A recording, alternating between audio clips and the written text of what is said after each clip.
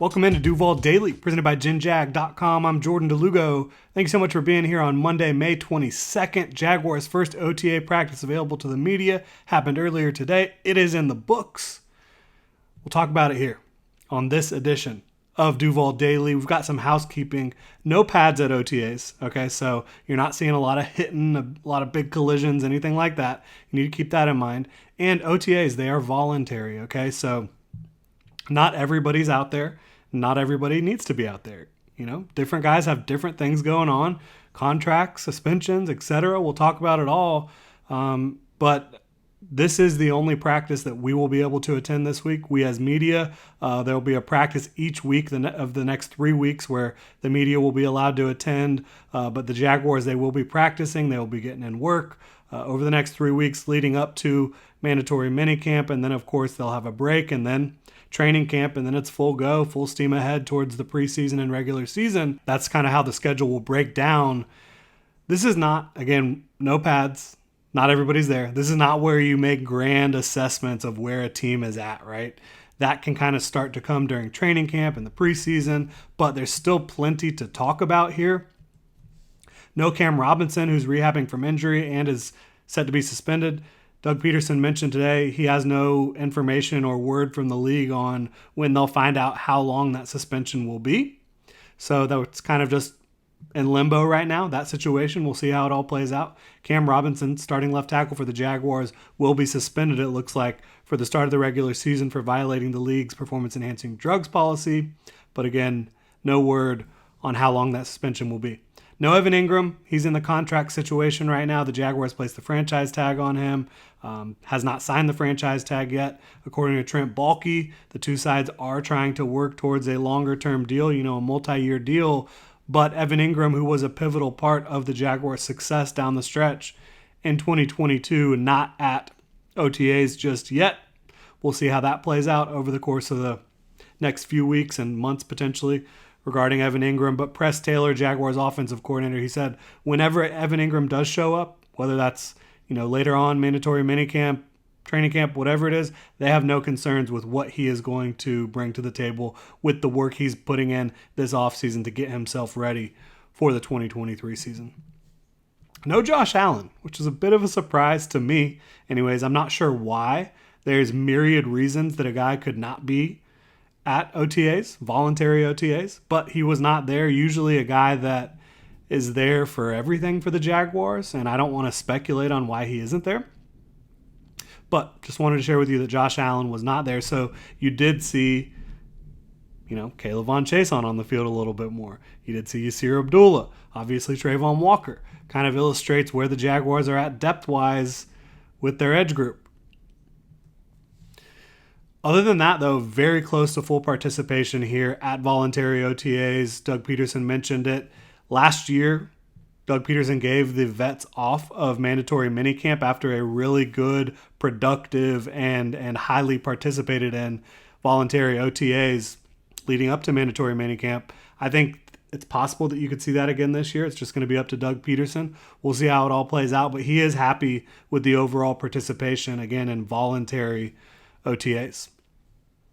As I mentioned, this is the only practice this week that the media will be allowed to attend. We will be back out there next week for one practice and the following week for another practice leading up to minicamp.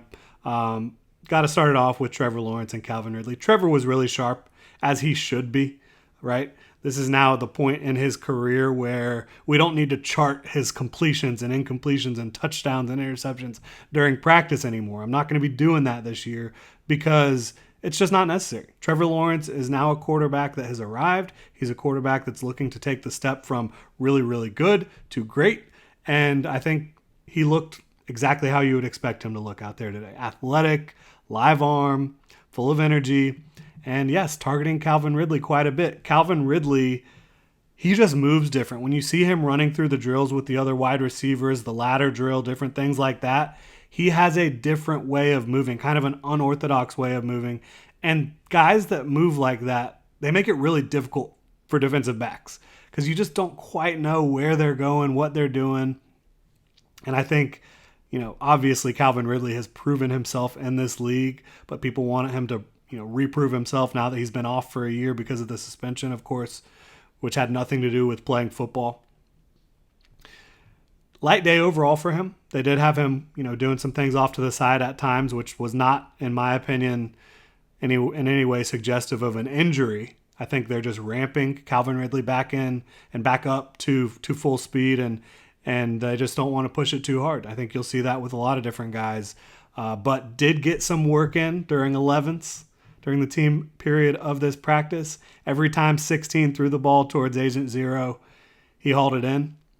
I believe it was 3 times during the team portion of practice, and he had a beautiful grab over the middle where you just see the ability to go up and snatch the football out of the air. I talk about late hands a lot. Calvin Ridley is able to use late hands, and what that does is it doesn't give the defender any indication onto where the ball is, when it's going to get there. If you're able to flash your hands late, go up and snag it out of the air, it just makes you a lot more difficult to cover.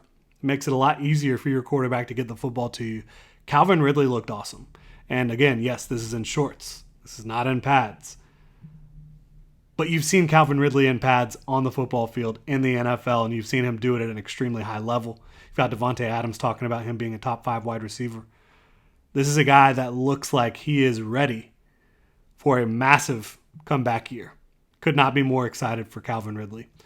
Caleb on Chason to start team period. He did jump on the first team snap, was out there, probably because Josh Allen's not here. But kind of funny to see that. Unfortunate for him, but he'll be fine, I think. Overall, though, to start teams, the defense came out really hot. Adam Gotsis was doing a really good job getting into the backfield, and you've seen that throughout his career. Had Rayshon Jenkins breaking up a pass. The defense just came out kind of flying around. You like to see it. Did see Brenton Strange with a one-handed grab in the offense-only portion of the practice. One-handed grab over the middle. It was pretty sick. A couple of us were just sitting there like, oh, okay. That's what type of player we're dealing with here. So it was good to see from him. As I mentioned, Adam Gotsis, he got pressure, was able to blow up a screen, was able to get a would-be sack as well. So he looked really good. Yasir Abdullah going up against Anton Harrison. They've faced it off against each other now quite a bit, going back to rookie minicamp. He was able to get an early pressure. I think he's going to continue to look like a problem for offensive tackles because you're used to going up against an edge player that's, probably 6'3" to 6'6". Yasir Abdullah gets in there. He's 6 foot, 240 pounds, thickly built. He has a leverage advantage, and it's just difficult to find that strike zone as a puncher, as a offensive tackle, when a guy is so much shorter than everybody else you're used to going up against. So definitely something to keep watching for Yasir Abdullah. He's looked good so far. Like I said, the defense was really flying around pretty good overall. They have that Bob Sutton, who's a senior defensive coach for them. Think takeaways, t-shirt, and mantra. That is, like I said, their mantra. That is what they believe in. Think takeaways. And I think you saw them looking like they were thinking takeaways a couple times. Didn't quite get to it, but they made some plays where it was like, okay, they're getting close to the football. Thought Andre Sisco, just standing in front of me on the sideline, he looked noticeably bigger, and this is a guy who was already incredibly well built. He's definitely been in the weight room this offseason. He looks like he is ready for a big time year 3. A couple other notes here. Leonard Taylor was a rookie tight end. He had a really nice special Willie Mays type grab, over the shoulder in 7s. He's up against Dewey Wingard on that rep. Looked really good. And then the final note here, Sammy Reyes, the tight end the Jaguars signed, spent time in Chicago last year, originally signed by the Washington Commanders in 2021, former basketball player on the Colombian national team and at Tulane. The guy is huge. Like, you've seen the pictures. I've posted pictures already. He really is just a specimen. And who knows what he'll be able to do, for the Jaguars, if he'll be able to make the team. In all likelihood, probably not. But just watching him out there, you see that as a special type of athlete.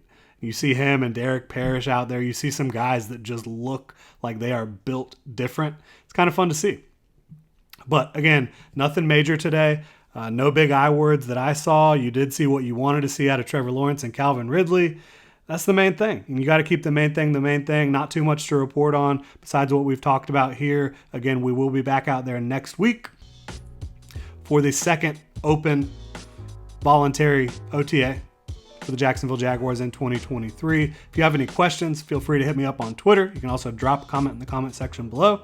On Twitter, I'm at Jordan DeLugo. You probably already knew that. You can also follow Generation Jaguar at Generation Jag. Please hit that like and subscribe button if you're on your podcast platform of choice. Please subscribe and review. Y'all have a good one, Duval.